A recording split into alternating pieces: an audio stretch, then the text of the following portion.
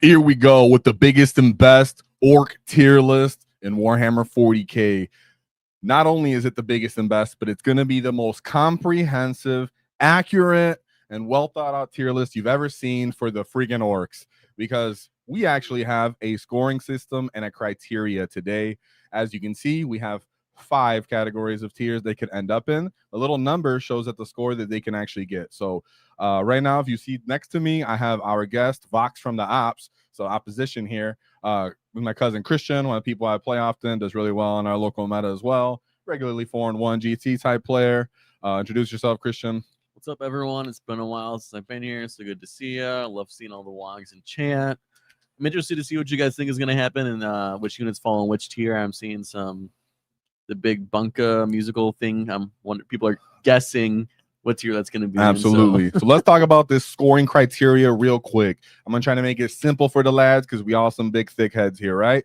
So there's going to be 4 categories, 4 criteria, right? So we're going to have a criteria for leaders, so characters, and then we're going to have everybody else is going to be under their own criteria of other data sheets.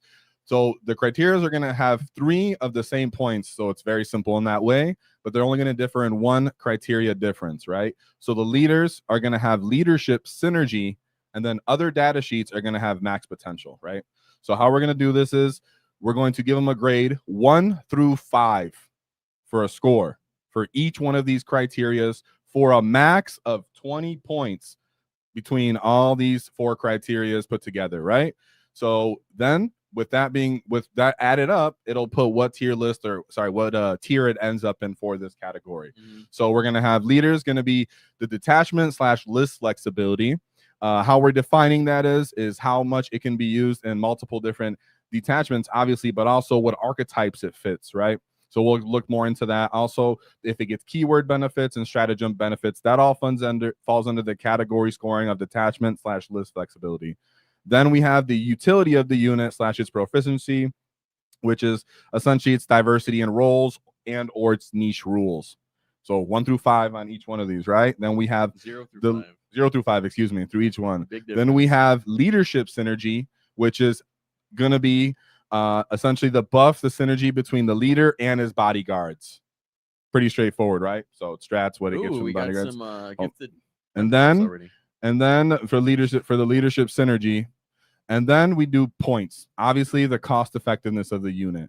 So that's what it is for leadership. And then for other data sheets, it's the same thing, other than instead of for leadership synergy, it's going to be the max potential for the unit. That's because it would include optimal conditions for this unit. So how we're defining max potential is the unit's performance for its role under ideal conditions, right? So if you go, well, my unit, if I have clean line of sight, unit doesn't get covered, doesn't pop armor of contempt, I use my one-time abilities and a stratagem with the perfect detachment, right? That's ideal, optimal circumstances. So how good does that unit do under its perfect conditions? We can roll it based off that. I think we also have to consider too, like how often and easy it is to get those ideal conditions. Yes. Yeah. If it's too niche, even if it's super high, it's too niche, it still gets a decent roll.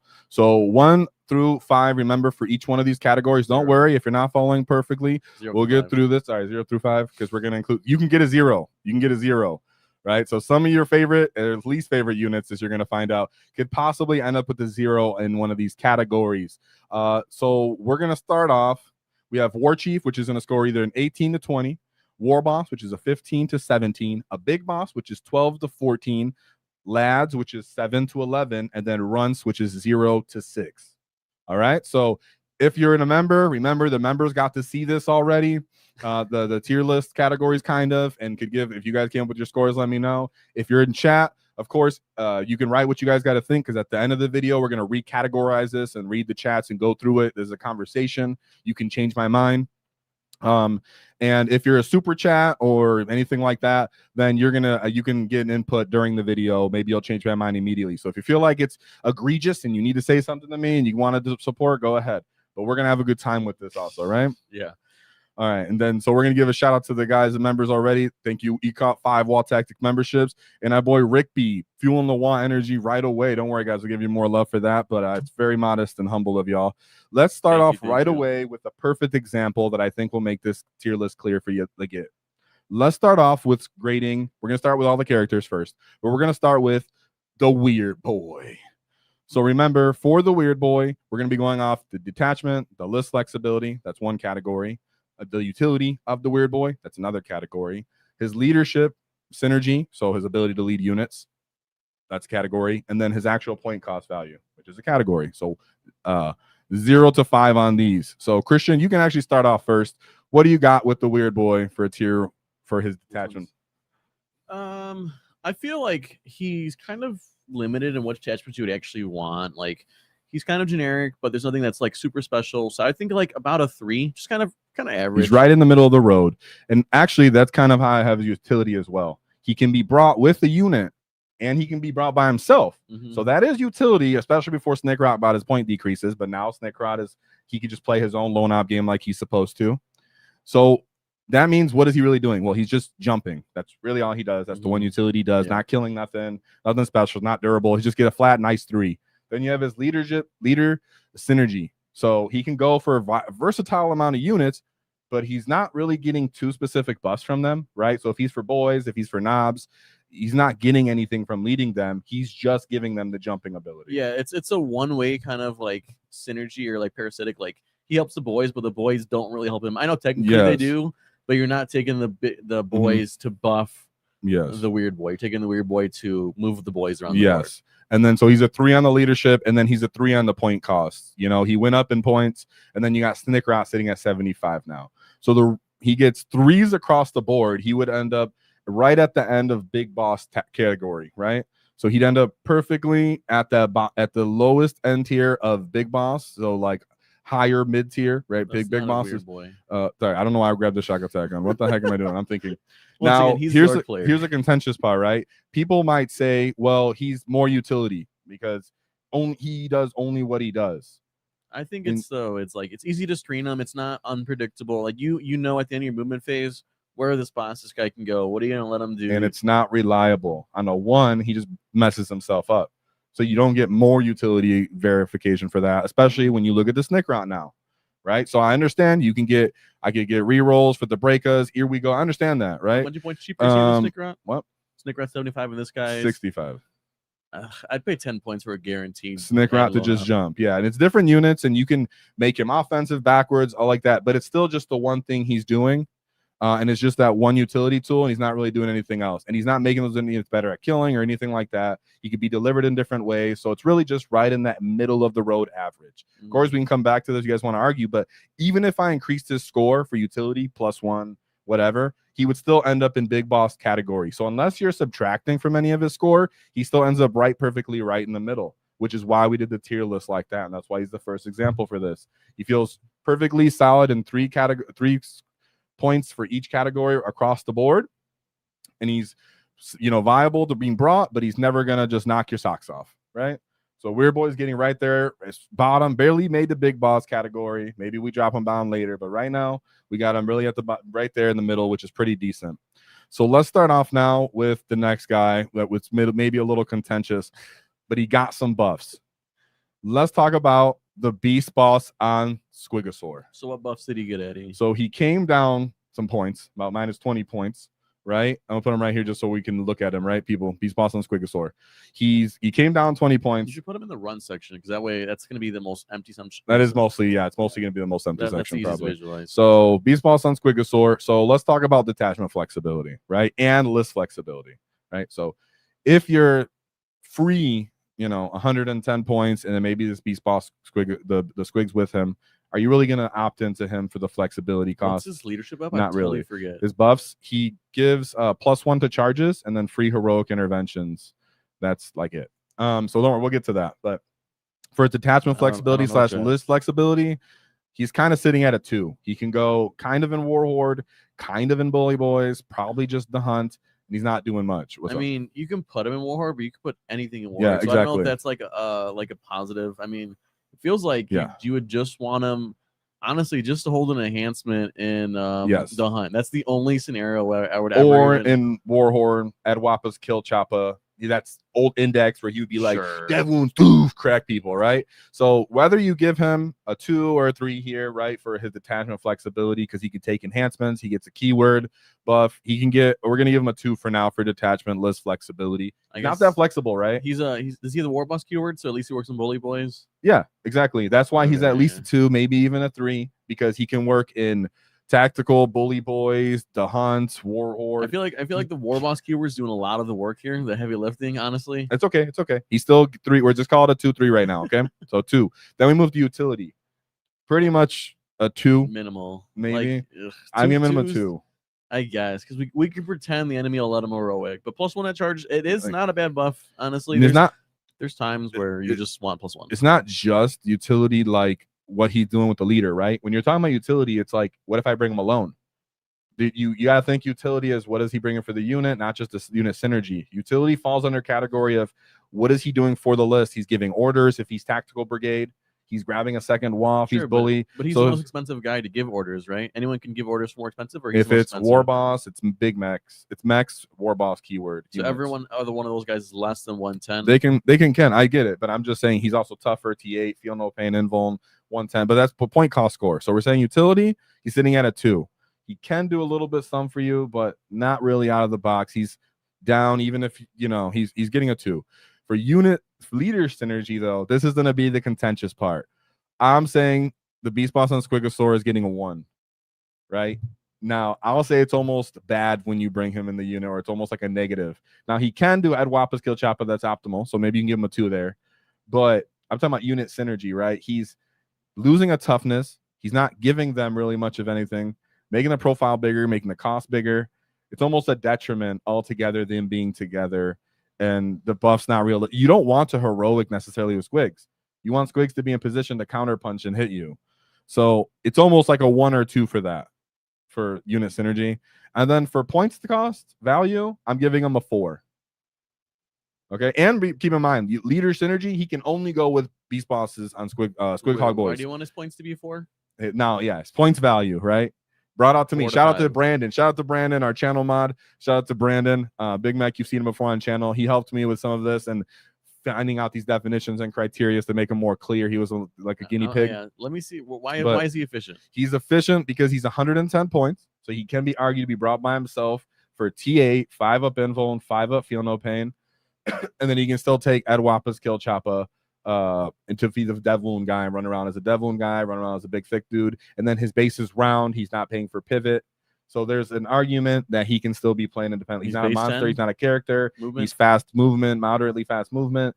So for point cost, for what he is now, just stat line cost, he can be argued at 110, and he takes enhancements well, which is all you want him for. So he's going to get a 4 for point cost value. So if we give 2 for detachment, 2 for utility, either 1 or 2 for leadership, and then 4 for points, he's sitting at either a 9 or a 10 for cost. He's absolutely sitting in the lads category, near the top of the lads category, which is fine. Yeah, I feel like lad Yes. feels a little generous to me, but I can understand. Yeah. Then we go to the Mek. So then we have the basic baby Mek. Yeah, what's up? Shout out to the basic baby Mek. I love that. So dude. if you're a bit more casual and you're not familiar, right? I give him a little bit more high love than maybe other people because I play Dread Mob and such, but Christian's here. I hope to keep it kind of average and averages out. And of course, chat, shout out to you guys. Don't worry, I'm watching.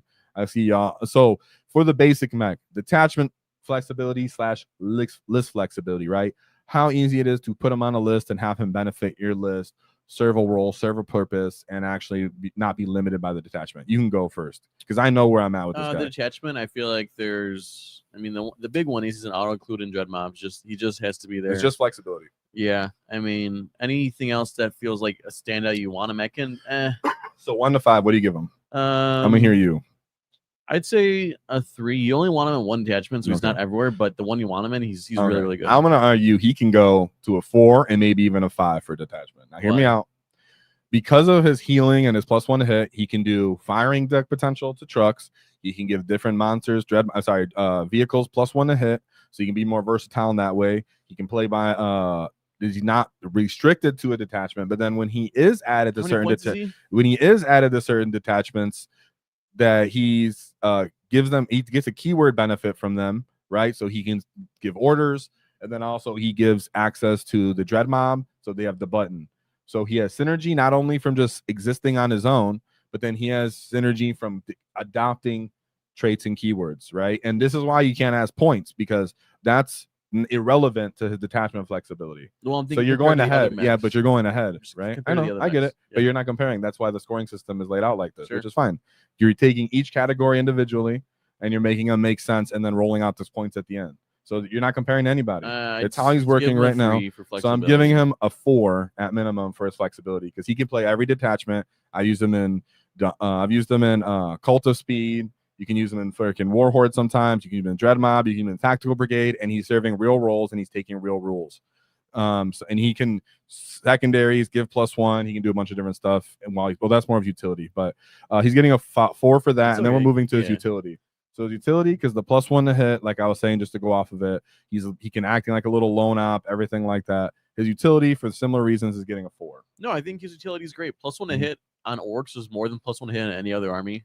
So just the fact that it's an option, whether it's on a truck or a big boy walker, it really makes units shine. Like you take just put a Gorkor or Mork and +1 to hit, and everyone suddenly just so if you're playing something like Mordaka, you kind of can consider a mech, just because if you're playing with those kind of units that are taking advantage of Mordaka, it's not restricted on, I mean, the lone op keyword itself is a big utility, regardless of anything else.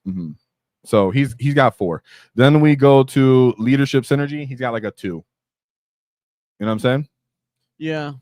So he's getting a 2. He can actually give units keyword in Dread Mob, and he can yell orders and stuff, but he's not leading that well. Yeah, you take him for the keyword, basically. Yes, that's it. So he's still just getting a 2. Maybe you can argue 3. It's whatever. Then we go to point cost. He's getting a 5 for his value on point cost, in my opinion.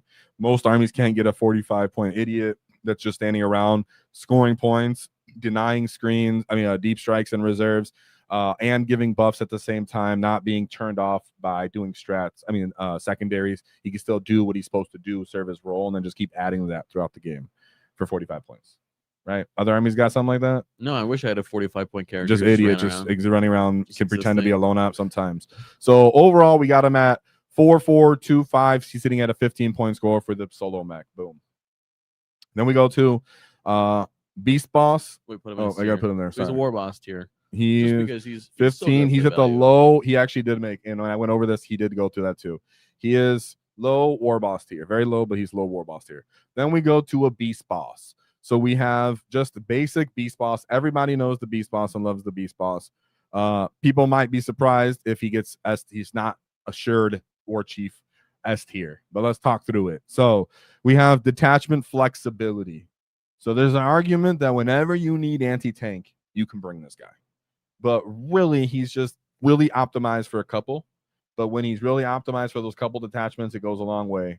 And he can fit into a bunch of different lists, just because of the cost for what he's trying to do. What would you give him for his detachment flexibility score and list flexibility? If 5 is like every detachment, I would say probably a 4, because there's about at least over half the detachments you can use this guy in. Yeah, I think so. Right now he's getting a 4 for me on detachment. Just to speed this up, guys, if we agree, I'm just gonna go through it and then I can elaborate on it when we get to the chats to make sure I get through everything. Then for utility, on the Beastboss, he doesn't do anything other than his one job, but he does it well, and it's not really a part of the utility score. Like utility is niche rules and diversity in role. So he's not necessarily too diverse in role, but he is niche rules. So he gets a 2 because he's bringing the dev wounds in that way for utility. So it's a little above average. Maybe you can argue this is a 3. That's fine. You can argue the utility's a 3. I don't mind. And then for leadership synergy, he's sitting at least a 4.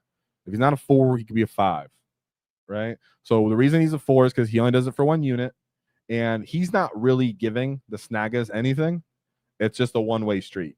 But since it's such a good one-way street and it goes together well with detachments, with stratagems, with list design, it's a 4, right? But it's very restricted on that score, but it scores so highly in that category, it still gets a 4 on the leadership synergy. I think one way to look at it is 1 Snagga and a Beastboss is still scary. Same thing with like 10 Snaggas and a Beastboss. So there has to be some value there. Yeah. Leadership. And then he does give them +1 to hit. Yes, +1 to hit. But it's on a snap, a claw, and some I mean, plus Chapos. 1 to the hit is good for him. I mean, his sweep you're generally doing, it's already hitting on 2.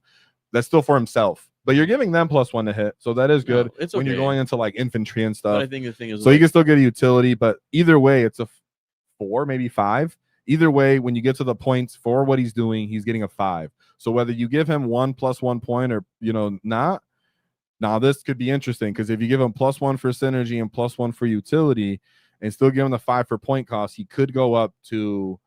He'd still be Warboss category. He'd still be Warboss category. It doesn't matter. So even if we give him plus 1 for utility, plus 1 for synergy, he's still scoring at least minimum of 17. So he's either some maximum of 17, excuse me. So Beastboss, he's at the top of Warboss tier, at least 17 points. Because that synergy of fishing for 5. He's 70 yeah, points? someone right now in chat's talking to, but yeah. 70 points? He's 80 points. 80 points. So you can still take enhancements for his cost. So he's 5. He's definitely 5. Right? So he's, in my opinion, Beastboss is at least is top Warboss tier, at least right in the middle of Warboss tier. He's ahead of the Mek though. The Mek's behind. Don't worry, we'll readjust this as we get through it. Don't worry. But yeah, he's Warboss tier. Either way, if you give 1 or 2 points, guys, or if you disagreed or would give him more, he still stays at that 17 points. Hold on, chat thinks they're saying something. Pyro bubble. Yeah, no, I considered that what they're saying. They're saying good chats. You're saying good points too. But like I said, if I give you plus 1 or plus 2 on those points that I just said, he still ends up at max 17, right? So it's okay. He's still Warboss tier, regardless. If I give you all of the points, if I just give you that and I just say okay, still he only gets 17 points. He doesn't make it to War Chief tier, which I think is right. I think he's top of Warboss tier. I don't think anyone going against Orks is gonna look at the Beastboss and say that's the main threat of the list. They're like, I keep it like in mind, but it's not something that your whole game plan isn't just make sure the Beastboss doesn't get what it does. Yeah, and he doesn't kill everything. He just kills a lot of things for what he's doing. That's why he's still Warboss tier is great. I'm not gonna argue with you about 1 or 2 points anymore because it's worth it. Then we go to the Weirdboy. What does this guys do? The Weirdboy? It doesn't matter. I'll go through it. Don't worry about it. He's getting a 0 for detachment, 0 for utility, a 1 for leadership, and a 1 or a 2 for points, or any of those. He's getting a maximum of 3 points. You can give him 1 or 2 of those points for the Weirdboy and anything else. I do understand you can get 20 boys. You can get them together. You can try to shoot someone. He can do whatever. It's mostly a detriment. You're handicapping yourself if you bring him. He runs here. He got like a 3 out of he gets a 3 or 2 score. Leadership ability? It doesn't matter. I don't feel like you waste of our time. All right, so then we move to the Big Mek with Shokk Attack gun. All right, so for detachment flexibility, he is adopting keywords. He can give orders. He can give dread mob, give units like tank buster or something. He's flexible across multiple detachments. And then even if he's not giving a buff from the detachment, there's an argument he can still be brought sometimes. So he's getting a 4. Bad. So he's getting a 4 for the Shokk Attack gun and detachment / list flexibility for me. Then for utility, right? He's just doing what he's doing. It's not necessarily bad. He just shoots long range. He's not bringing them by himself. He's not. He's kind of what's up. Is it D6 plus 1 or D6 shots? D6. I'm having a brain fart now. D6 plus 1. Okay. Yeah. So yeah, and then you get to re-roll it. So then, but that's for utility. For utility, I think it's a 2, maybe a 3 at best. Well, worst, right? So we're gonna give him a 2 for now. So 4 and then 2, and the utility is a 2 because he's not doing a tool. He's just doing what he does, which is a part of his synergy and his points and all that stuff. So for utility to your list, he's just doing what his one rule is. Not too much utility on him. He's just an orc body, 2. Then we go to leadership / synergy. So like I mentioned earlier, he does have a good amount of units he can attach to, right? So he can go to tank busters. He can go to Ludas. That's pretty nice for those units that he can go to. I think he's like a 5 because I mean him plus the tank buster combo just sends him over the top if you ask me. Yeah, and it's a really good. AP. Yeah. And then you can give him enhancements. Yeah, I like it a lot. So it could be even we'll give maybe a 5 on that right now. We'll see if it changes. Chat, you guys can argue with this too. It might change some tiers, it might not. So right, that's why I'm okay holding it. Like talking back and forth about it, right, guys? Because he can move up and down. So we're giving either 4 or 5 on that. And then we're gonna go to points. For points, he's 80 points. To me, it's not perfectly ideal where his points should be. Not too good, not bad. I don't know. He sounds 80 points, 30. I give him a 3. when I think of 80 points compared to just a Beastboss, he seems scarier than a Beastboss to me because when Yeah. the go turn goes, he can give you some threat from a distance, which just isn't a natural orc thing to do. Yeah. People have to respect it. Yeah, he's a bit of a casino cannon. You want to argue though if he's maybe arguably a 4, but I got think him at a because he gets a 3. natural reroll to his gunshots. Yeah, he once per does though. game. Once If per You game. want the one That's go a big turn. deal. There's so many times where you don't want to use the 1 CP to reroll his shots, and he got that free. I think that goes more with his unit synergy because I think it's points just because the fact that it means he's more consistent on the go turn you need him to. I think more right unit synergy because that one go turn stacks with the pulsar rocket. You know what I mean? Yeah, but I think that War Gear 2 to just and it's reroll still a the shots. casino cannon. It's still a casino cannon. Always. So I give that more towards leadership than points because I don't count that towards his points. He's points still a 3, 5. but then we can say his leadership, his ability to lead a unit will bump that up to a 5 because his one go turn stacks with his token along the side of all his other abilities. Whatever. So we're giving him +1, so that'd be like 14 as I got it. So he's a big boss. Would you ever run multiple on the list? Yeah, you can run multiple on the list. Yeah, you run 3. Good. You run 3 on a list. Yeah. So let's look over it again because maybe he's due to bump up. Maybe I miscounted. So he got a 4 for detachment, a 5 for leadership and synergy on a unit, and then a 3 for points. That's 13. And then 2 for utility. That's so maybe points. He's Warboss. I mean, I feel like he's Warboss. I feel like he needs to go up 1 point in maybe utility. Maybe I give him too low to utility. His utility is higher than that because he has such different AP and such. We bump up his utility 1. Sure, people can say whatever they want. Like tank buses might do nothing, might do 30 damage, but the fact that 4s are only 1s for orcs, that's not nothing. That's an average like hitting on 3s, which is just great. And +1 to wound. Yeah. He's strength 10 +1 to wound. No, he's strength 9. On the go turn, yes. On the go turn 10. Yeah, that's really good. Because the pulsar rocket. That's why his synergy he got a 5, but his utility got bumped up because of that. So AP 5. I mean, so either way, he's perfect. He's at 15. Yeah, but he made it barely to 15. He made it to Warboss. Yeah. Fantastic.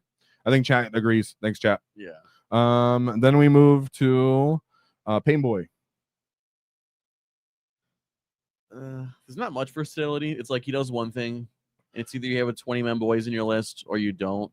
So sometimes that's just really good, but there's many a list where you won't consider it because you just won't have a 20-man unit. So he can go in Warhorn, Bully Boys, and Green Tide. Now, people will say he's too restricted in one situation, one circumstance. That's okay, but he does at least build some archetypes in each one of those detachments. He builds out Bully Boy detachment. He builds out the double mob detachment, and he's mandatory for the for the Green Tide. I think he literally just gets a slight buff, maybe a 2 to a 3, just because Gaz changed buffs him indirectly. All these support characters could go into boys. Maybe. I think they give slight just bumps. Maybe just because we'll suddenly leave him at a 2 because he's really restrictive and he doesn't gain no stratagems, no detachment, like he's adopting keywords he's not adopting any keywords or buffs, right?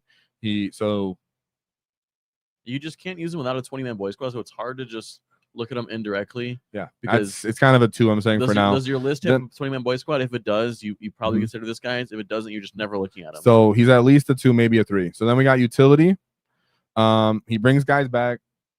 He gives a feel no pain. It could be again another 3 right there, snap dab in the middle. Yeah. 3. I'm thinking a 3. It's not bad. Those are not bad buffs. No, those are decent buffs. I'm giving him a right 3 for the units he gets on. For what he is, he's an all right. He's a 50%. And then leadership synergy, right? So he's giving them a feel no pain, and then what are they giving back to him? Boys sticky, a blade, a lot of wounds. Knobs, nothing. Breaker boys, nothing. You know what I'm saying? So for synergy is just 3. It's very. He's a 3. He's right in the middle, average. And then for point cost though, I got him at a 2 because he's too much. Like he's 80 points for a 3 wound model. Flynn, you just jumped in. We're having the most recent model that we're reviewing be in the runs tier just to look at it visually because these tiers are going to get crowded. Yeah. So it's always just going to be in the bottom so that you know where to look at. Yeah. But he's not going to end up runs tier. He's better than that. Yeah. No. So for him, we have Detachment flexibility, we can say 2, we'll use a 2. Then for utility, it's a 3, so that's 5. Plus leadership synergy, that's a 3, and then plus point cost, it's a 2. So sitting at a 10, he can go up to an 11 with detachment flexibility. And if you wanted to argue a 3 for points, but I don't. He's way too 80 points. He's 3 wounds. That's a whole 10. Soft. That's a whole 10 He's boys. soft as duty. Yeah, no, So he's a 2. Mathematically, He's a 2. You would take 50% more. So he got a 10. Buff. He's a lads. He's sitting in lads category. All right, cool. Then we go to the Big Mek. So just the Big Mek. Is that the guy who moves through walls? Or that's the guy who moves through walls, moves through and 2 dudes, takes enhancements. He's super limited, but he's really cool. Let's talk it out though. Let's talk it out. I don't know. We might have to break this tier list into 2 videos. Like one's just characters and one's just data sheets. Like, dang, because this is gonna be long. We're like only halfway through the characters. Rename it. All right. And we want to make sure we get through everybody's stuff, so we might need to rename it. All right. So at least get the Big Big boss Mek. bunker. So we got Big Mek. So the Big Mek, he can be used in Warhorde. He can be used in a little bit of Bully Boys. He can be used in Dread Mob a little bit, right? He gives detach. He gets a detachment keyword. Tactical uses a detachment keyword. So he's sitting at somewhere between a 2 or 3 because it's like really situational. He doesn't really fill an archetype. He just can be included for an archetype, but he doesn't identify. Let me explain that, right? If you're watching this, for a Painboy archetype, you need like a Painboy for the Field of Pain. You need to stack that to build that archetype. The Big Mek himself doesn't really fill out an archetype. He's more like a supplement of one tool. So maybe a 2 or 3. What do you think? What do you realistically attach him to? Just boys again? For now, it's like boys, maybe knobs, maybe outside of Breaker Boys. You outside know, of Warboss, where you can get like plus. I'm giving him a 2 for now. He's getting a 2 for that. A Warboss tool, if you then ask me. For his utility though, he's getting a 4. That's his actual utility. Warboard. Yeah, you're doing his detachment right now though. He's getting a 2 for that. You can take enhancements, whatever. Then we got utility. So utility is like a mixture of his diversity and role or his niche rules, right? So he can take enhancements and then he has niche rules. He gets to re-roll. He gets to re-roll charges. He gets to move through models and then fall back and not take the Desperate Escape test. I'd say 3. I mean, it's like and if you take the enhancement, then it's more of a tool. What's up? As someone who's used a model that runs through other models in Lord of Invocatus and World Leaders, even having a 10-inch move, it's hard to get the move through models off because usually once they know you can do that, they're not going to just stand 1 inch in front of you. They're going to stand 6. They're going to stand 8 inches back. Yeah, you need to be excessively fast. And the only way you're excessively fast is Warhorde. Yep. Outside of that, you're not. So utility. So then he doesn't actually have his max utility all the time. I'd say 3. So we can say 3. Okay, 3 for that.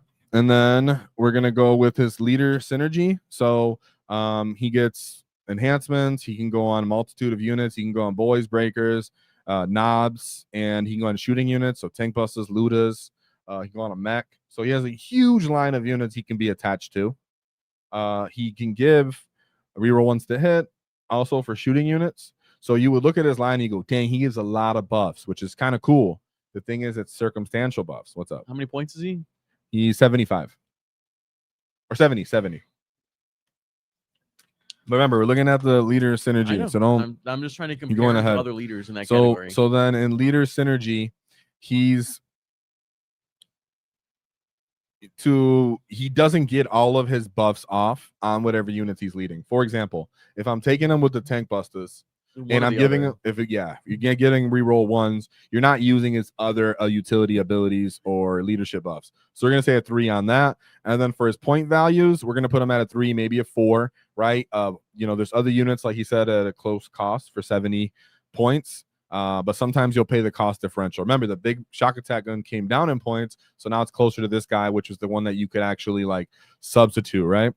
So I would give him 2 for detachment, 3 for leadership, 3 for utility, and 3 for points. Yeah, that's exactly what I have him at. 11 points. Yeah, so he gets 11 points. So he falls right into lads. Okay, I think the top of lads is pretty fair for the Big Mek. I think the only real unit he's with is boys. In this meta, he might do a Gaz shenanigans with the Gaz. With the Gaz now. Gaz is doing a lot of heavy lifting. He's not even on the list yet. Yeah, right. Gaz, he's not even on the list. He's carrying other units.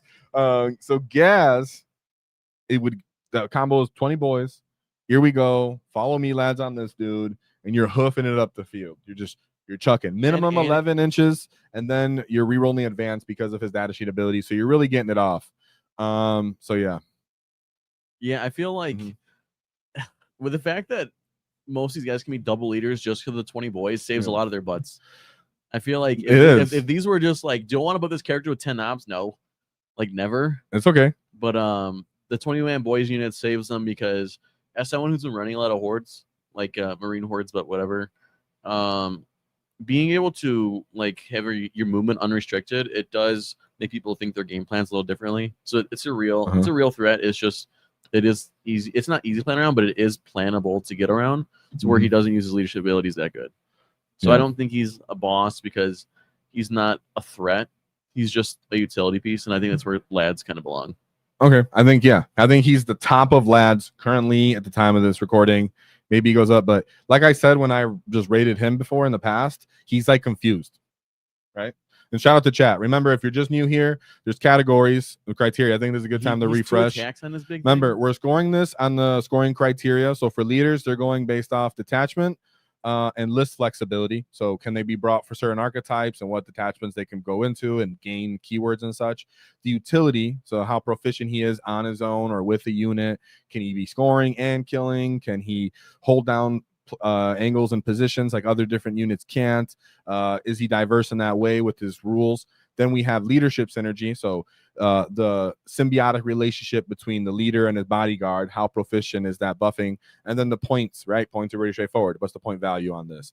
And then if we get to other data sheets in this video, which I don't think we will, would be max potential replacing the leadership synergy, and then everything else is the same. And we're scoring this 0 to 5. And then for each of these categories, you can either score 0 points or 5 points to get a maximum of 20 points. And then that determines where you end up in the tier list video, right? I feel so like, just reminding people if you're watching this live. I feel like this guy would have been cool if he had like 6-inch pile and consolidate, because that's a tool that 20-man mobs would have like loved to use. Absolutely. And he also would have been cool if he was using Waaagh Taktiks dice. So shout out today's sponsor, Baron of Dice. So if you haven't checked out our sponsor, Baron of Dice, check out the Waaagh Taktiks dice for a 5% discount code in the description. So support the great Waaagh and everything they do. High quality dice, just like this tier list. So now we're back with the wall. So let's get through again, right? So we'll see how long we're doing here, but so far so good. I want to go back and through this, guys. Don't worry. So I'll read all the chats and we'll maybe move back some of these units. So if you don't like where they're at, either super chat and argue with me right now, or wait till the end and maybe I'll see your chat. So then we go to next on the tier list. What we did the Big Mek. Then we're gonna go to the big war chief himself. Just put him at the top. Okay, fine. We'll put him at the top. Whatever. Okay, whatever. Pretend.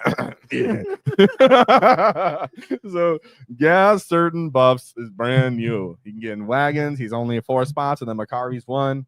You can still keep the hard case. He can now go with boys. He can go with breaker boys. He can go with knobs. You can go with his mega knobs, and then mega knobs came down with points as well. So Gaz is freaking awesome. So let's go through what we're giving him in each spot. So in his detachment list / flexibility, there's an argument that Gaz can be brought in every detachment and be very important to each one of these detachments. His keywords are nice, and then just what he brings to the list himself. So he's going to get a 5 on detachment flexibility from me. What do you think? Yeah, I think the big thing here is because he was used to be like the Mega Knobs, there wasn't a lot of flexibility, but opening him access up to boys, the double leader, means he can get the right keywords anywhere he needs to. And he gets freaking... and like kind of gets access to enhancements. Now you can give Dreadmod crit 5 lethal sustain because of you can get weird stuff. Yeah. So you can give Dreadmod. Yes, we mentioned that too. Thanks. With the Big Mek, like we were talking about, gets carried. With the Big Mek, you can give Dreadmod access to lethal from Makari, and then just press the button for sustain, and now your boys are equivalent as they would be in Warhorde. Just going off with that punch and with that crumpin. So yeah, funny. He's getting 5 for detachment. We're already going ahead. Then we're going to utility. Speaking of his utility, right? So this goes to his unique rules, not just for who he's leading, right? We're talking about how does he support the list? Well, Makari, right? We always used to joke before he could do what he could do now. He was Makari's, bodyguard, because Makari's utility of the lethal 12-inch aura is awesome. So we're getting a 4 for that, not 5, not quite 5. It's once per game, maybe 2 in a while, but boom, we're getting that. Of course, we have Makari's 2-up invuln, which could be a weird little bulwark in itself. Get into the right situation, 2-up invuln can bother, ruin someone's day. So that's the utility piece also. Then we have leadership synergy with his units. So +1 to hit, +1 to wound, critical 5 pluses, and then he has Makari near him as well. So he's getting a 5 on his leader ability. No one's topping that. And then for his cost, right now, being humble, I'm going to give him a 4, but you can argue he's a 5. What is he? He's 235. 235. Okay. But you're paying for a lot of stuff generally to use him, like, so it's fair to me. So he got a 4. I think like that 200-ish tier, like a Primarch is 3 and some change. A Demon Prince is upper 180s, maybe 200. So he's better than Demon Prince. He's not a Primarch. It feels like his point should fall somewhere in there. Yeah, that seems fine. He's honestly, trust me, guys. When you start getting out there getting your reps, Gal's gonna be a war chief when you guys start understanding what he's doing out here. We'll talk more about that. You want to argue with me about it? It's fine. We can talk about it near the end. That's good too. Jaehoon said he doesn't really need strat support. It's nice to have if you really want to just slam the button to 11, but even Gaz without strat support is still the point is that you do want to have the ability to ramp it up to 11. That's what I'm saying. And don't worry, we'll talk about other stuff too, guys. Remember, you can argue about it. So he's still getting an 18 overall on the tier list. So still bottom of war chief, but he made war chief. It's fine. That's what we want to see on our war chief. Then we go to a Warboss in Mega Armor. So what do you guys think about a Warboss in Mega Armor? Christian, you go first. You don't seem to know this guy too much, but you've seen him. Yeah, I feel like so detachment, flexibility / list flexibility. Well, tell me this, like, how much is this whole package usually? So he has now been brought down to 80 points. So there's so many Orc characters at the 80 points mark. I love that. No, yeah, it's super cool. It's like Marines having 5 different 80-point infantry like things. Yeah. I think he brought down to 80 not points. Too flexible because I feel like there's 2 detachments you would want him. You want him in Bully Boys, you want him in Warhorde. And even in Warhorde, I feel like there's cooler tools to use than just to make a boss. You can argue, though. He can go. Here's the thing. I'll argue. Remember, because this isn't just competitive, high-level competitive. We're talking to all my casual, intermediate people. Maybe you're filling out your armies in your list, right? And you want to know, well, can I bring him in other stuff? The argument's yes. You could bring him in Tactical Brigade. He can do all right. Sure. You know, reroll charges. He's just a big, thick dude. He makes the wall more valuable because a lot of your other units are shooting, and he doesn't just get picked up like your other units. If everybody's a T5 T-shirt, it gets a little annoying if you're not cheap enough. So he can be brought in Tactical. He can also be brought in Cult of Speed. You can put faster than use on him if you want to just fill out a lot of your points because maybe you don't have all the buggies and all the bikers, all the Coptas, but you still want to play Cult of Speed. You want to play with an infantry brick, you can put him in there too. So there's a little bit of flexibility. I'm going to give him a 3. I'm giving him a 3 on detachment. 3's fine. Average. I think he's not limited to average. He's not. Then we go to utility though, where he is limited. All right, on his own, he's just a big thick dude. Maybe you give him a feel no pain on his own to act as like a little thick dude. Pretty much a 2 on his own individual utility. Remember, this isn't about what he gives to a unit. This is utility because leader synergy criteria is what this falls under. So as for his synergy with his unit bodyguard, his synergy I think is pretty good. I mean, when yes, it is. Hit starts walking around. Yep. He also on his own, let me triple check, but I think he on his own hits on a 2 already with his big axe. So that means if you're going into a target and they -1 to hit, he does. The -1 to hit, then it's still hitting on 2. Strength 12, that's right? Yes. That's felt nice. He's just really low on his punches, but he takes the buff from his Mega Knobs nicely. So he's in, but it's only 1 unit, so it's still only a 3. Right there in the middle of the pack of buffs you want to see in the unit. And then for point cost, I'm giving him also 3 because he's at that perfect, we're in the middle cost of just 3 again.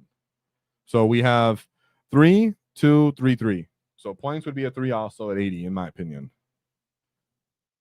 Just 12. Would you put him in? It'd be 3, 3, so it'd be 9. He'd be at 11 currently. He'd be at the top right here along the Big Mek. As for where the Warboss is. So detachment flexibility 3, utility a 2, leader synergy a 3. And then, well, you could possibly argue his leader synergy is a little better because he's going from 4 to 3s for Mega Knobs, and that's a huge deal.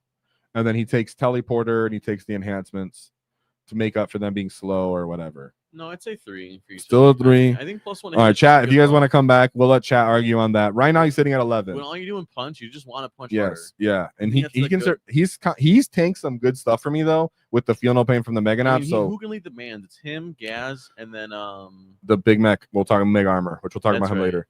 So right now he's at an 11, but we'll get back to him if we don't know, right? So then we go to the Trike. All right. So where are we seeing our Deffkilla Wartrike?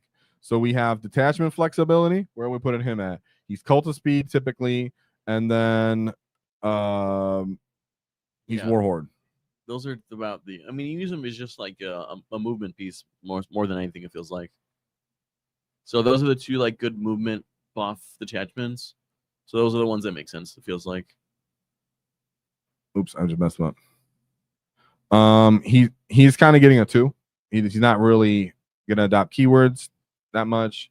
Maybe in Bully Boys you could use him for that early pressure. Now that we don't have challenger cards, maybe you could argue he's a part of a pressure jail list.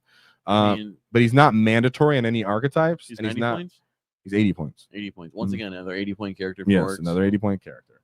So for the detachment right now, where I have him list flexibility, he's a 2, maybe a 3. We can argue about it, chat. Don't worry. Don't worry, chat. We're gonna come back and argue about these points. That's why I said we're probably just gonna cover characters today.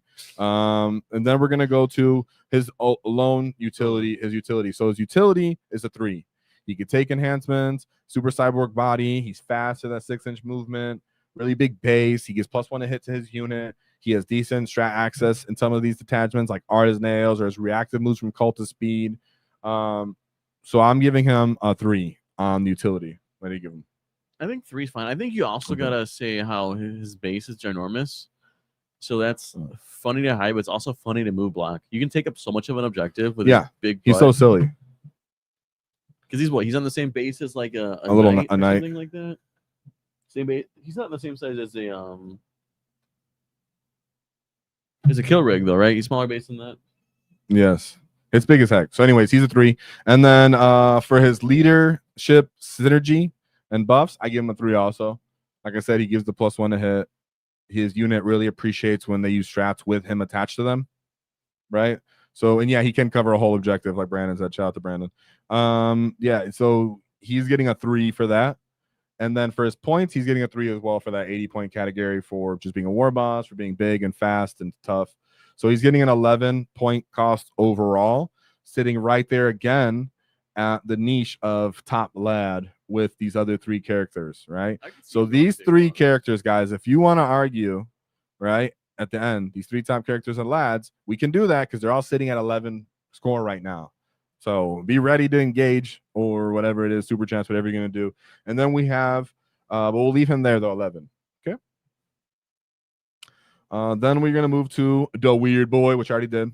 Then we go to the basic Warboss. So let's get to the basic Warboss. Oop, boink. Get out of here, Warboss. Okay. So basic Warboss right now, this is where we're at. He's going to be standing here so you guys can look at him. My mouse is on him so you guys can see. So basic Warboss. So we're going for list variety / detachment flexibility. All right. So he's Warboss / detachment flexibility. So he can be brought in a diversity amount of detachments, similar to the other Warboss reasons we've mentioned. Similar detachments, taking the Warboss, using it bully, using tactical, give orders. Points? He's 75 points. He does matter for a lot of different archetypes and builds, so I'm giving him a 4. Okay. Then for his utility, I'm giving him a 2. Because he's just +1 to hit. That's that's for his leadership synergy. For utility, I'm saying what does he do other than what he does on his own? Just punches. He just does the most orky thing possible. Yes. So he does the most orky thing possible. Unlike the chat that's not paying attention to what I said, where I said if he's sitting in runs category, it's for your observation, not because that's where he is. You better chill out, chat. I'm gonna throw you in the run category. All right. So then we got utility is at a 2 for now, right? But then we get to the leader synergy / potential in his buffs. I'm giving him a 5 for this. Yeah, I think every unit you want that wants to punch harder. Absolutely. You can do a variety of different units. Like he can go an anti-tank unit, he can go an anti-horde unit, he can go into like just general scalpels and stuff. But Boys. I mean, different variety of roles. I mean, I feel like any get He's- enhancements that can just boost his squad really good. He takes the stratagems well for these units to make them even better when they use them. He gives buffs, or sorry, he unlocks buffs for certain units. Like if it's knobs, he gives them -1 to wound. If it's boys, he lets them bring another character. So the unit synergy is fantastic for this. And then it just goes with the detachment or the army rule itself for the Waaagh, his one-time ability. Boom. So he's getting a 5 for that.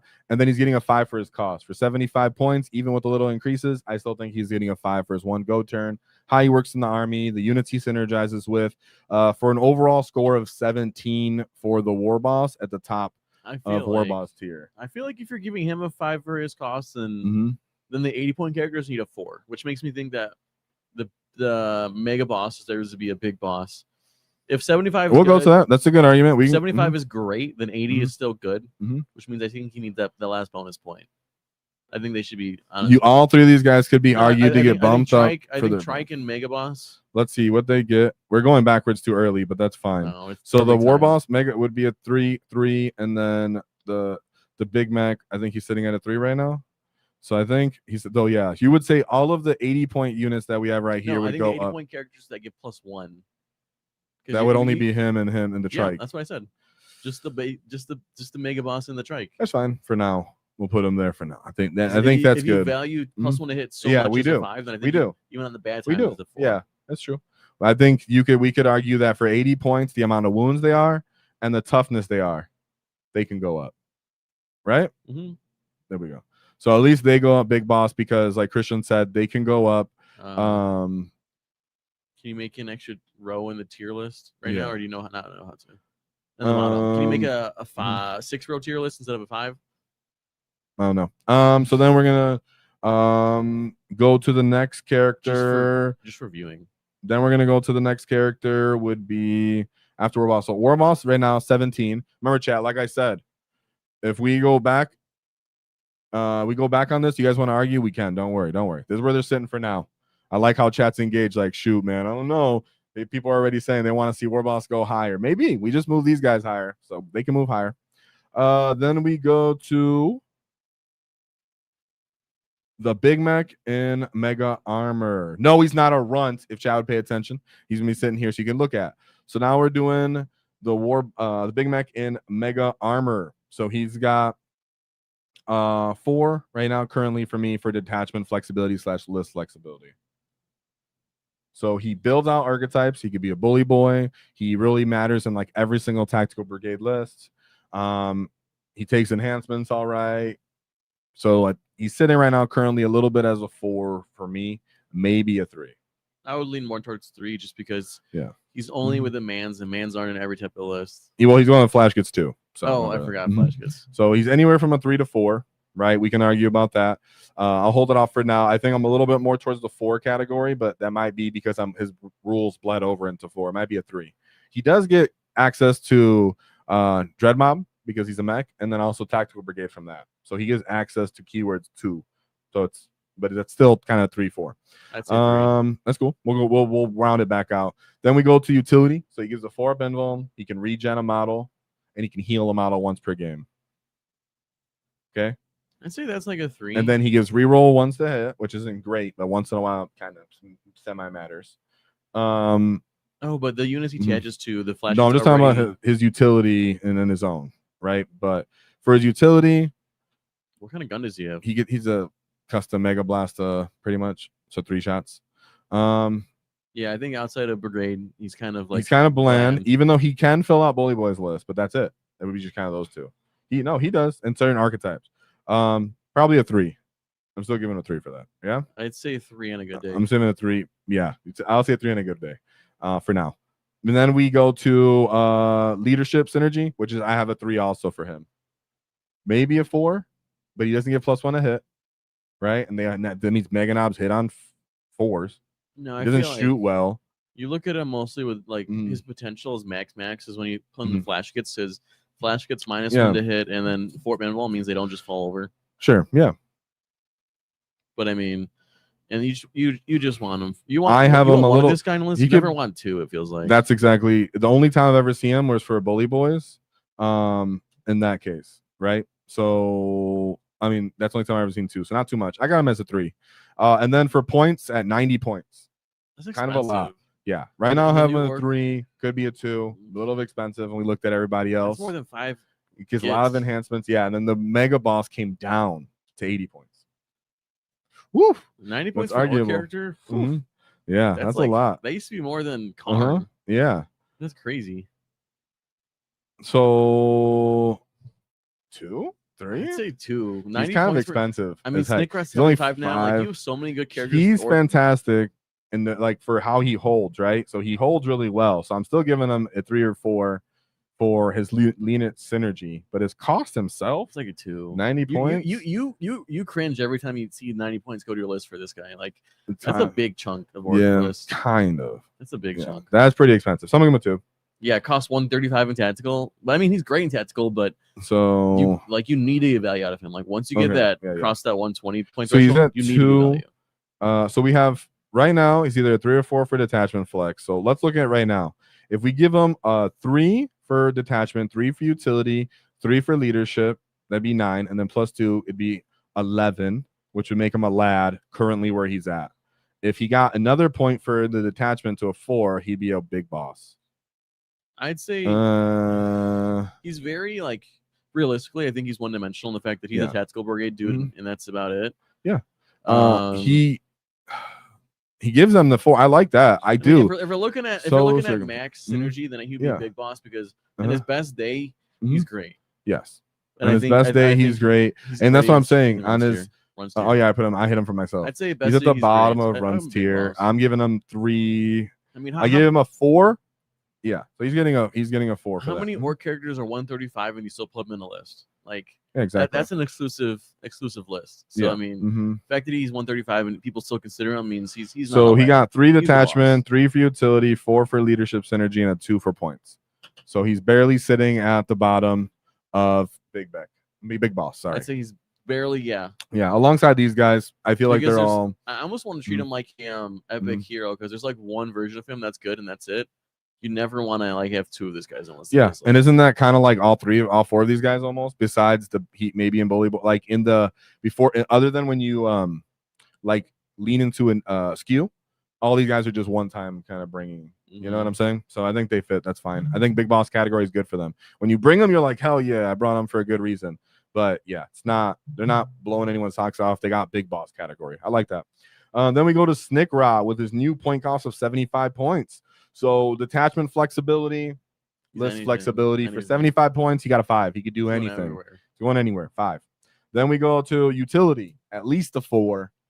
He's not killing. That's the utility that he's not giving you. He's not killing. So he gives his unit And cover. that's leadership, and that's leadership buffs. That's not what we're So talking you're about. talking about just uppy downy. Then It's basically. uppy downy, what he's doing on his own. If I bring him on Infiltrate his is a good own, he's keyword. alone up. Infiltrate's a good keyword. So the utilities at least a 4. The argument is it a 5? No, because you're not going to get if he uses teleport into like a dangerous situation, you're not going to get 2 turns out of him. You're just going to get 1. I feel like Yeah. It depends he on doesn't how have you play sticking with him. power. So right now he's at a 4 for that. He doesn't kill. Utilities at a 4, maybe a 5. Chat can argue with me about He's it. We're using a AP1? 4. Yes. So even at A lot of attacks go assassinating- AP1. Yeah, he sucks at it. Yeah, he sucks. If he had more AP, you could argue because if he he was could, AP2 with precision, like you would actually like he feel can only good. kill like T3 models. Then we go to his leadership synergy. So with a unit of commandos, pretty much, he gives them cover. That's what he gives, I and they mean, can't overwatch him. People can't overwatch him when he's with them. He's now. like the least leader gives them- of there is. I feel like he's like a 1 for leader. He's like a 1 for leader. That's what I have him right I'd now. rather take like It really drops his score by a lot, but for his leader, but for his role, utility, low and up, whatever, that could argue still be a 5. yeah. I mean, it's cool that he Mhm. can lead. I guess Mhm. it's better than not having the option lead. But as a leader himself, Yep. he's not doing much. And then for his points, he's getting a 5 also.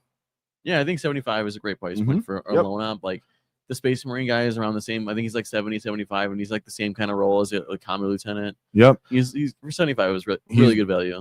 Sitting right now at like a 16 point cost.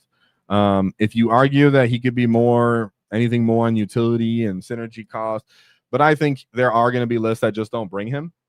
So he's not war chief material like in that way, and he's not going to be super impactful, huge priority on your enemies, always win you game. But we could argue he could be top S tier, just because he might get extra credit. Only loan out they have. Only loan up and infiltrator. Just good roll. He could end up just popping into the end of it. We drop him up and give him extra credit for war chief, right? So we'll see about that. But right now he's sitting in Warboss tier with a couple other really good characters He's 5 attacks, twin linked? 6. Mm-hmm. So then we move to Mozrog Skragbad. We're holding him here in runs. He's not a runt. He's just standing here in the index shadow. We're gonna talk about where he is right now though. So where is he ending up? I don't think he's not a runt. And he's not a runt. She's not a runt. So for detachment and list flexibility, I currently have him as a 2. He's not like being slipped into a list to fill out an archetype, fill out a role too much often than like really niche skewed ones. For the point cost, for 145, even where he's at now, you can still fit a lot of other good stuff that we've talked about here on that list. And then he has more synergy with rules in that case, right? I think he's the same detachment score we gave the Beastboss and Squigosaur, which is just a 2. That's what I gave him. Yeah. Then we go to utility. So I bumped him up. He's higher than the Beastboss because he's better at the little bit of utility he does have, for the fact that he can be brought on his own. He's a 4 invuln, then he's T8 on his own, then he's 9 wounds, or is he 8 wounds now? He's I think 8 wounds. I think I corrected myself. Yeah, he dropped 1. Again, I was like, I got excited. The trike is still 9. So trike's still 9, but Maz had to come down to 8. That's so annoying. So I have him at a 3 for utility right now. I think he's 3 because people hear his stats and they go, "Ooh, that might kill him." Yeah, and he could. Then they roll it. He might just on your list.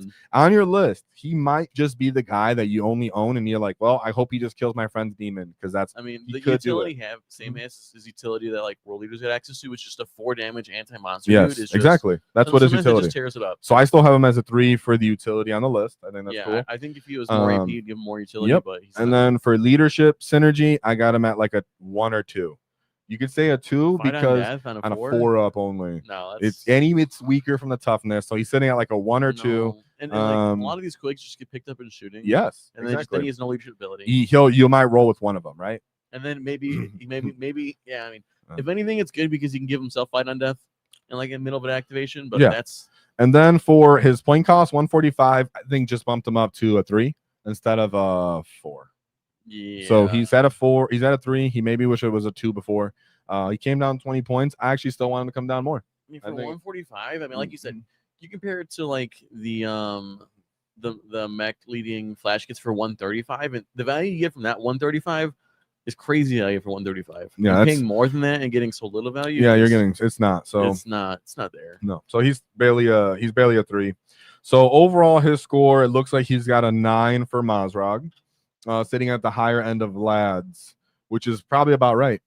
I think those 2 beast bosses and him, like, if anything, I might put the beast boss and Squigosaur one ahead just because he can take enhancements. Yep, is what it feels like. Yes, it does. Okay, so we got a couple characters less, and then we're going to define and refine all of this, guys. So we can argue now in chat. Now that you've been here, so now we're gonna go with an easy one. Exactly. We got the Painboss. That's actually where he's going. Runs. All right, so he's got a 1 across the board for everything. For the attachment, he's really just like the hunt kind of. Mind you, I've actually used my Painboss in a game, and it was not worth it. So what? I feel like if they just gave Snagaboys 2 leaders, he'd be a whole different tier. But locking yourself out of a beast boss, he's just no matter what detachment it is, he's not really becoming interesting. He's a 1 there. He could be a 0. Utility is a 1 again, maybe even a 0. He has anti 4+. He gives another feel no pain. Leadership synergy, I mean, it's whatever. He got to 1. And then point cost, he could maybe argue a 0 because he's 70 points. 70 points is so much. Yeah. So he maybe a 60, maybe a 60. If he was 660, maybe he'd be better points. But he just needs a rewrite or something. He needs a lot because you don't because they already have a 6 of feel no pain, so it's just stupid. So he's a runt. He's a runt. He's a better runt than this guy, though. So there you go. And you're comparing 4 points to 3 points. I still don't know what a Warboss does. Who cares? A Warboss. Warboss. I don't care. These guys, don't tell him. Just let him. Just let him sit there. I don't know what his leadership ability is. Does he lead? Yeah. Okay. I didn't know if he was. Yeah. All right. And then last but not least, right? Because now we're gonna refine this, chat. All right. Now we're gonna refine this. Zod. So where's Zod sitting? You guys know I'm a Zod fan, but I was pretty objective as I could be here. Let's go through the Zod I'm a score bigger real Zod quick. fan than Eddie. That's funny. And so then, see, you heard that. He said it himself. So shout out to Michael Mann too. I know he's a Zod fan.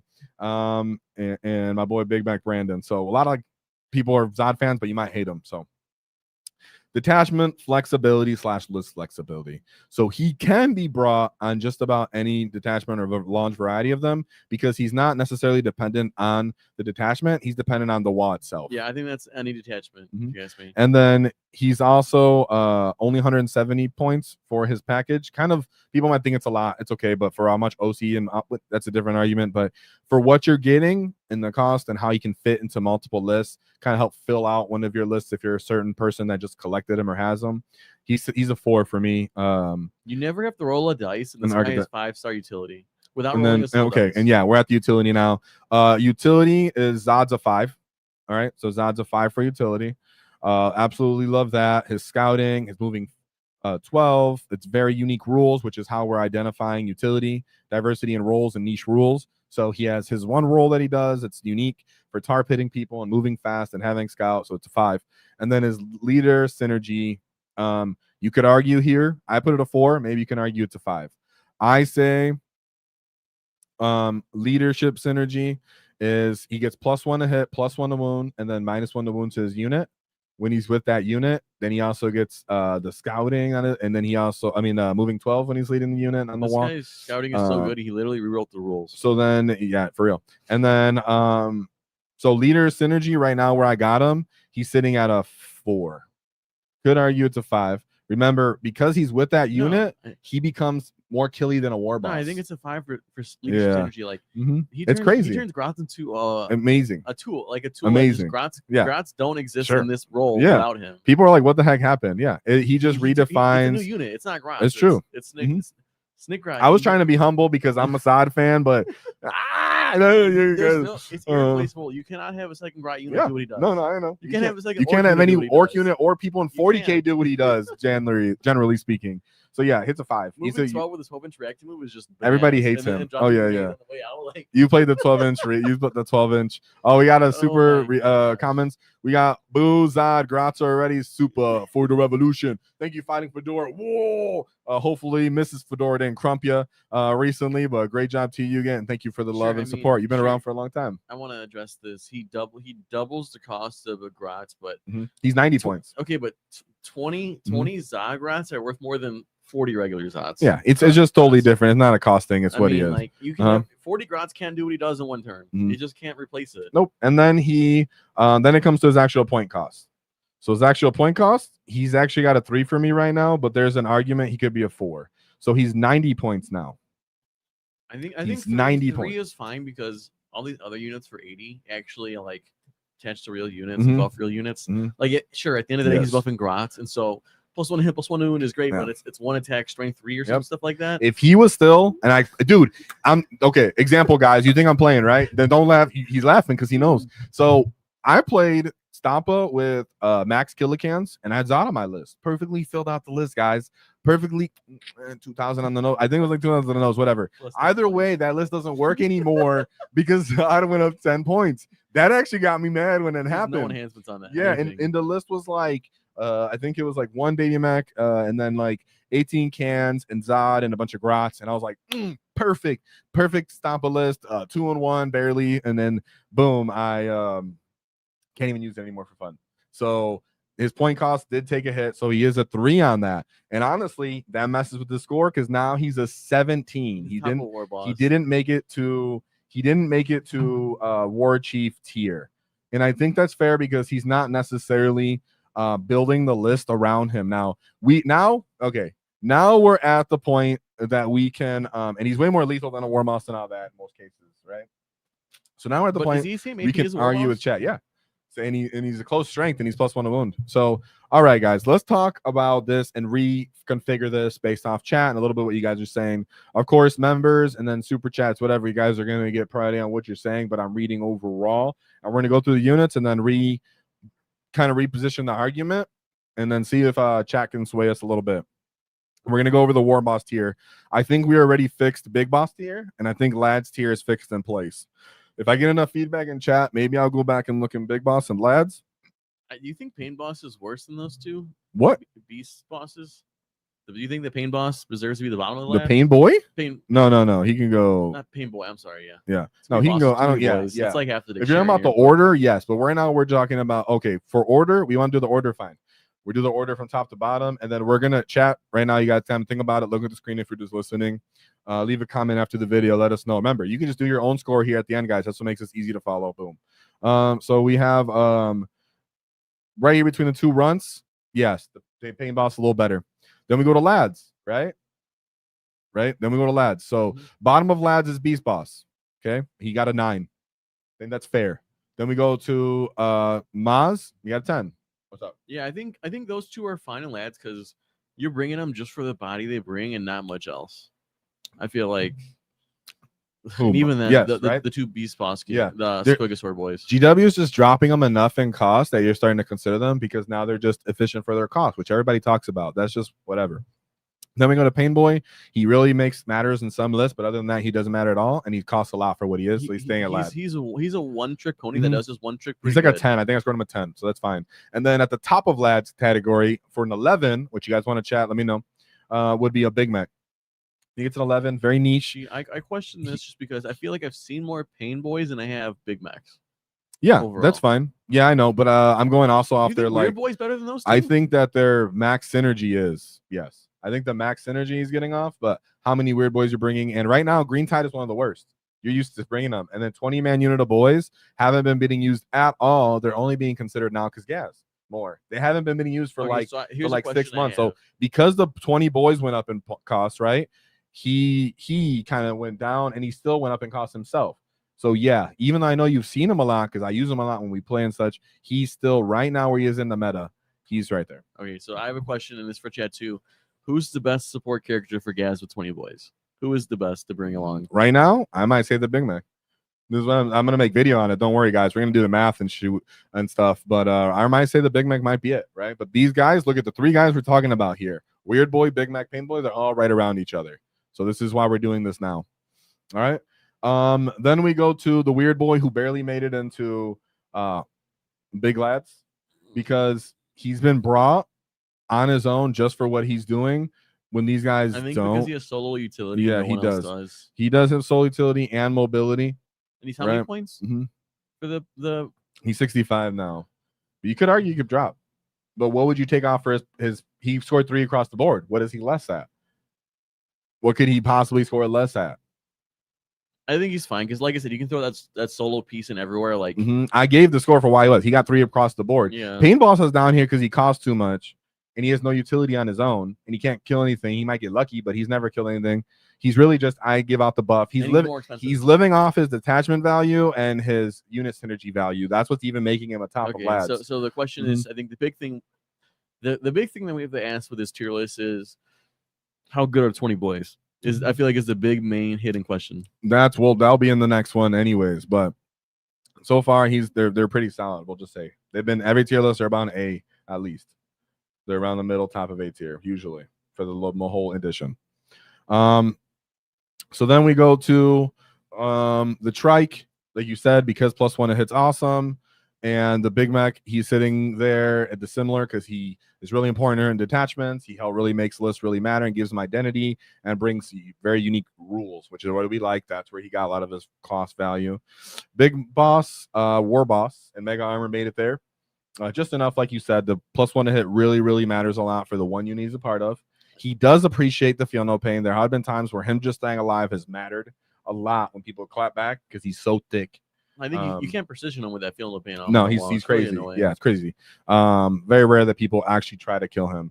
And then so he made it into War Big Boss category with the 12. So all these guys are actually sitting like right at 12. Nobody made it to a 13, 14 yet. Now we go to the War Bosses category, which is the most controversial category. So right off the bat, I think I'm leaving the Baby Mek here at the very back and Shokk Attack gun at the very back. I don't think anybody's arguing, chat. I don't see chat either arguing about these guys being a back, and I don't either, right? These guys are staying where they are, in my opinion. back of Warboss tier. Yeah. So really, we're looking at these front 4. If anybody can join Gaz in War Chief category, right? Which, if it just ends up being Gaz, can you really argue you couldn't? Because I mean, Orks aren't known for being like the most hyper elite best or poods in 40k, but at the same time, this is an internal critique, an internal tier list compared to other units. So is another unit on here S tier, top tier War Chief category, right? So starting with Zod, does he get an additional point for any of these categories that makes him a little higher? Okay, so we're giving bonus points to see if he can go higher than any of these categories. So for his detachment, flexibility, and list flexibility. And how we define that is his uses across different attachments, his value with stratagems, keywords, and archetypes. And how he just fills out lists. I think Zod's his own archetype that fits everywhere. Kind of like Zod's a special piece. He's a special tool, but that's why he's a utility. But you're saying that goes towards his flexibility. Because he's so because he's not dependent on anything else. He's dependent on the Waaagh, like you said. He's not dependent on any detachment. You know what? I just thought of something brilliant. We're gonna do a poll anyways, just to see what chat has to say in real time, real quick before the end of the video. For Zod, yeah. We're gonna do it for not Zod, for the 4 units I have right here that are all fighting to go up in any of these tier lists, because you only get 4 choices for YouTube anyways, right? This is what you get for being a live person, guys. So the live people are gonna get additional participate in this to see if anything can go up, right? So let's start this poll right here. Who moves? Oh my gosh, my fat finger, guys. Moves up a tier.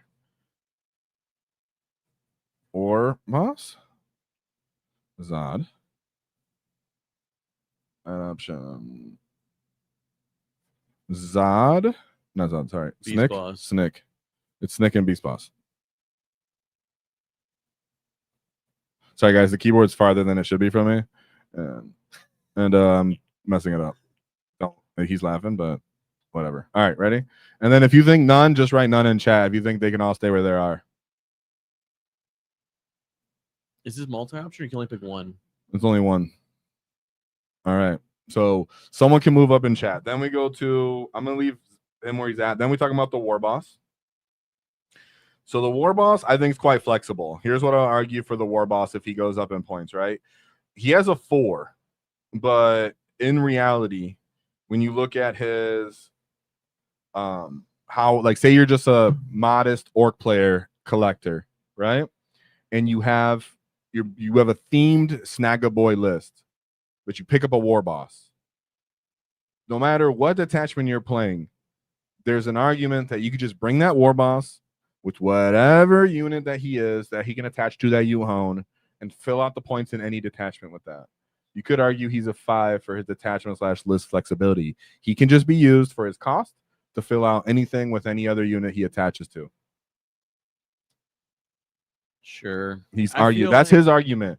But that's also the argument for the Beastboss. I think the Beastboss is a little different because he has a more defined role. Yes, and only one unit he can attach to. Yeah. I mean, Beastboss he's hunting down the big boys. Or Warboss, you kind of want to throw into like intercessors or like just basic. The thing is, no, but what I'm saying is he can go into anything. He fills out that role. But a lot of orcs can go into that role. Sure, but say that you're owning a Squig Snagga starting box and you only have Snagga stuff, but then you want to collect something else.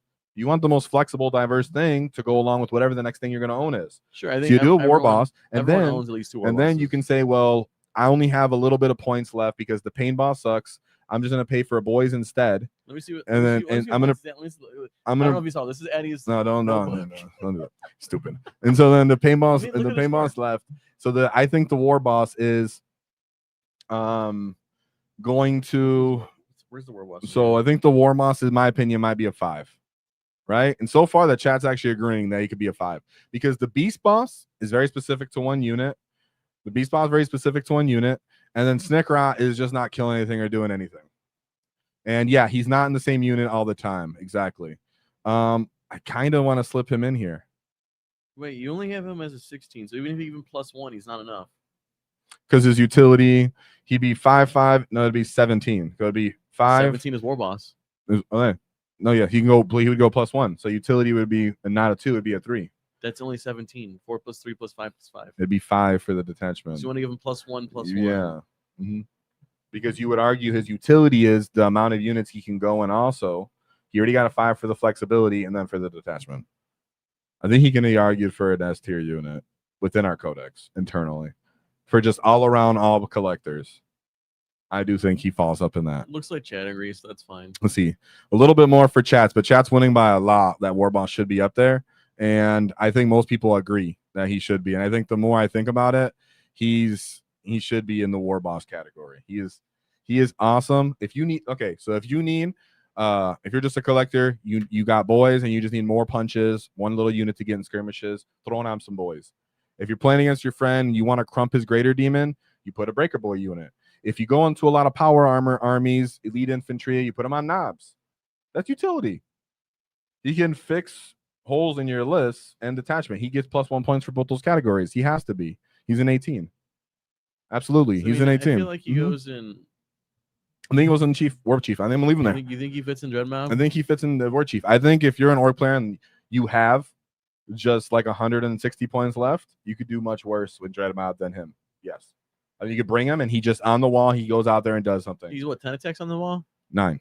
So he's just 9 power fists. 9 hitting on 2s, and then you also have the if you're just boys, he's 10 base.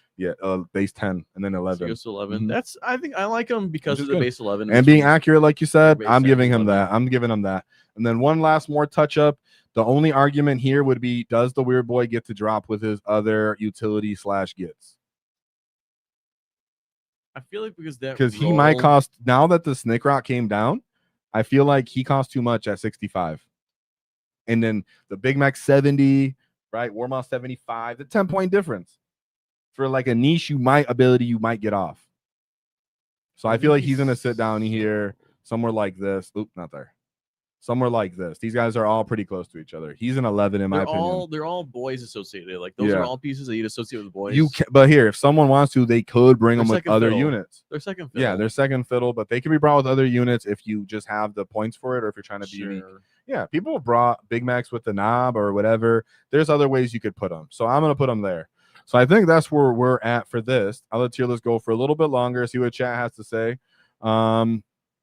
But yeah, I'm going to put these guys somewhere like this. I think the category works somewhere better like this now in real time. I think this is where I like it. If within each category, I'd probably rate something like this. Maybe put him in front of the Big Boss because he's higher peak potential. A real dude. He's a real dude, real list that he ends up on, stuff like that. He got nerfed like multiple times and he's still used. Yes, and all these guys, I think this is the order barely, but you can even swap these because they're pretty interchangeable. Like you could do something like that. His top the Warbosses. Yeah. So, and I like that. That's just math. That's just math. You could say Beastboss for what he does, but either way, they're both right there. No, I think the rise of Gaz lowers the value of a Beastboss. Yeah, and I think I don't know. It's a lot because challenger cards change, so the pressure, the jailing system is gonna work harder. Stealing points from people, tar pitting people is gonna be higher potential. I'm gonna leave him where he's at. I think this is gonna age properly. I think you're still going to use and love all these guys in Warboss category. You're still going to see guys in Big Boss category. And then some of these lads being proper lads are going to slip up there, be decent, right? But individually, right? This isn't, in the one case and the one thing, they're automatically all the way up here, right? Because if you say, well, because he's with Gaz in 20 boys, he's up here. That's not a valid argument for why we're doing this point system like this. The point system's laid out like this to stop something like, well, in this one case, he's S tier. Well, he's not S tier in how he's written, how he synergizes with the codex, the units that he goes with. So you can't look at it like that. And that's why we came up with the point system. I think you can look at this tier like a war chief is you can't go wrong. Like that's always just going to be a fine addition to the list. The war bosses are guys who also attach to good units. Like Grots are good. Snagas make the Beast Boss good. Snikrot is the only lone op.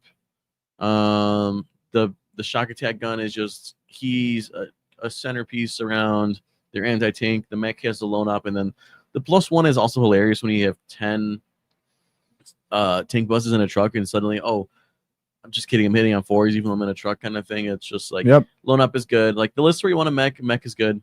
Yeah, also, he fits so much stuff, dude. He's awesome. The tech you try out too, where you put him with an indirect buggy and just suddenly your indirect is hitting on 5s. Dude, people don't think that's real, and then they're like, "Oh, it's real." Shout out to Mark Perry, right? Shout out to Mark Perry. He's the one who was like, "No, for real, that's legit. Do it again." and I did it again, and I've loved it ever since. I'm looking for the members chat right now. Jay Hughes, Zod's on my list. Let's see right here, 000. Zod is amazing, but he's only helping one unit. The flexibility isn't there, and he's not making every list. That's the argument for why Zod isn't getting his full max potential. He's not in S tier. I think that's fine where he's at. I think he's not making every list, and I think that's not to be like disrespectful, but it's a big preference / like not a way people like to play Orks, because he's more about scoring, maneuvering, battlefield, mobility, board control, and people like to just crump as the majority of Ork players, so they don't see utility of Zod and don't want to even deal with the utility of Zod. But at the top level, a lot of the top level players would argue that he's great utility, and his flexibility is that he can be in multiple detachments and not mess up the identity of the detachment and actually benefit it sometimes. I think it's still a good argument. Thank you for bringing it up, though. Minus 1 to wound OC2 22 model unit that 5-up invuln, yeah, on the wall. It's almost irreplaceable. Yeah, it's crazy. Once you start using it properly, it's crazy. It's the smallest you could ever get a 20 unit footprint. Like, I look at my Zerkers and they're like chunky boys, and then you have Zods and it's like a third of the size, because everything's the base are so tiny. 25 millimeters, just you can stage them wherever you want, whenever you want. Right here, Jank. Shout out to Jank Tank channel moderator. Zod is great tool at making trash unit not trash at the cost of more than quadrupling the initial cost of the NMS unit of the bodyguard. Zod gives a lot to Grots, but Grots don't really need to do that, and that's why that's why he's not S tier, is what I'm saying. But he can do that, and what he's doing is very unique. And I think comparing Zod Grots to regular Grots is just a bad idea, because his Grots aren't trying to be Grots. No, his Grots are not Grots. Absolutely not. They're like just a variation of boys at that point, because they're +1 toughness, so they're not really toughness. What are they? 2 naturally, 3? Yeah, whatever. They're 2. Sure, but I mean, it's just they have baby. Always being one, dude. It's crazy. I mean, but yeah, I think I'm gonna leave them there anyways. But I thank you for your points. Don't worry, guys. I'm just interacting in case people wonder the same thing. Let's see. In Dread Mob, you still have to punch something. Someone said, yeah. See, so you can argue he could be in there. What other people who haven't covered? So what about this? What if you're bringing a Snikrot and then you have Mandos? You separate the commandos and you put Snikrot on one of those units to go fight around, or you put squad leader and then you go make 2 little fighting asshole units and then 2 like trash units for 120 each of those 10 mans. I think it's just, I don't even know if that's a real. I think this, if we're not talking about this, I think sky's the limit for commandos now, because 60-point infiltrators is God tier. Yeah, so Emily Snick where he's at, because somebody Snick around where he's at, because he lost some value because of that, and that's okay. I mean, the early point scoring game is just so good for. Shout out to our get Jay Hune. Jay Hune for 22 membership, dude. Been here since we were at the bottom, dude. I remember when Jay Hune and I would just randomly chat. There'd be like 10 people in the chat. Shit. And you've been around the whole time. As soon as we got channel members, Jay Hune's been like #1 supporter. Won raffles, done a bunch around. So shout out to you, thank you for all the love. And he says Zod is a solution to 99% of the problems in game. It's true, dude. Once you experiment it. Hey, if you don't agree with me, guys, and you guys want a competitive channel, because we're right in the middle, right? I like competitive. I like to deal with it, but I also like intermediate, fun, casual, flexible units. Go to the Art of War Gets. Go talk to Michael Mann. He'll vouch that Zod is fantastic and a lot of other very excellent players. It's just if you want to actually use that. Mark Perry will say the same thing. Just you don't have to use that. It doesn't mean he's not Warboss. I'll tell you this. As someone who doesn't play Orks, when I go against Orks, the first question I ask is, it's not is Gaz in your list, it's is Zod in your list. That's the #1 question I ask any Orc all the time. Whenever, because you have to play differently around Orks when they have this tool. Yes, it's for sure. Whenever that's why we have Vox from the ops here, right? And so and in the local meta, of course, you can say it's anecdotal. Whoever I play against, no matter the hardest players I face, they always go, "Where's Zod?" At the start of any game, where is he getting deployed? Where is he? Where is he moved? Let me see. They're always looking for him. So unless you're really yawning and moving 21 inches. Yeah, once you optimize him and understand what he's doing for the list and how he's affecting the enemy, you understand why Zod's a Warboss category. And I think I'm gonna leave him there. Warboss. Then I love that. What? I think Warboss is. It annoys me that he's below Warboss because I value Zod way higher than Warboss, but different tool. Yeah, I think he's this a very is specific tool. He's easy to use. He's a blunt object. He's a blunt object, so he gets rated higher. That's the baseball bat you keep next to your bed, and then like if we're both armed in weapons, combat, swords, or whatever, the reason the spear was better was because it was just easier to use. It's not that other weapons were not more efficient or as efficient. It's the Warboss is just a halberd. He's just a spear. He just works all the time for everything and better than everybody else and takes low skill to get him working. Zod is good for one turn. Zod is, you're trying to make him more like a Warboss. Yeah, you're trying to use like a, kind of forces you to have an early walk sometimes. It's different. Yes, I've made mistakes as a Zod too. So yeah, he's definitely someone you have to understand or want to use. But like Gaz and Warboss, you can see these in so many orc lists, so many archetypes. These two put together will be the backbone of a lot of lists and everything like that. So I think this tier list is excellent where it's at. I have a question, Eddie. What's up? Can you put Gaz and Warboss with 20 boys? We've talked about this, me and you. I think based off raw rules interpretation, you can. That's what I think too. Yes. And I think it's honestly a funny combo to think about now. Like those super characters inside one unit, that's labs. That's silly, but I mean, hey, if someone makes you -1 to hit, or hey, Death Guard, it's like +2 to hit. Yeah, I know. Oh, it's like just run you over, dude. These 20 boys. No, we're still hitting you with +2. 11 Warboss with +1 to wound. That dude slaps now. Yeah, that's insane. And then you're like, okay, here's sustain with the 9 attacks on 5 pluses with +1 to wound with +2 to hit. Essentially, I mean, you're still hitting on your only a +1 to your data sheet, obviously, but so he's only hitting on 2s. But if someone has a -2, it keeps you there. You're just always which is the fun part. It's like the custodes. You're hitting on 2s with +1, and you're never hitting on. It's fantastic. So this is where we're keeping it. Shout out to the tier list. We can only get to the characters actually, so we're gonna have to rename this. We're gonna do the other orc data sheet. So we have a lot. We'll do it Friday. So we'll do it 2 days from now. It's time of this recording. If you like the criteria, the tier list, you like everything. Like I said, here it is. If you haven't seen it, leave a comment. Let me know what you guys think about the actual grading system. Having to use our minds to talk through this and actually change our positions and why. Right. This is why we came here. This is the arguments they came for. Why it was this way. And I think it helped us, right? It helped really separate the chaff from the unique, cool, one-timey gimmick units to the consistent, I can optimize. I think it naturally filters out, and you see like single characters you'd never bring more than one of, characters you'd bring more than one of in a list. Yeah. It just kind of naturally like funnels itself, and that's just how the system kind of works. Yeah, I think hopefully you guys like the scoring system criteria. I thought it was something new wrinkle to the tier list, make it more engaging, make it a little bit more accurate, hopefully, and also give you something to chew on, mull over, and then leave a comment off and why you think it after you get back to me, and maybe that'll affect when I do the other data sheet tier list. So if you have a lot to say, you want to give critique or feedback or whatever, please do. And again, shout out to our boy Ecop for 5 Waaagh Taktiks gifted memberships. A lot of support. Whoa! He's always been around since the beginning too, dude. I used to always mess up his name and his little weird bong picture. And then how do you say it? We always call it Ecop or Ecop, but he just laughs at me because I message him on Facebook and he still doesn't tell me. So he wants us to announce it incorrectly. He's a psycho.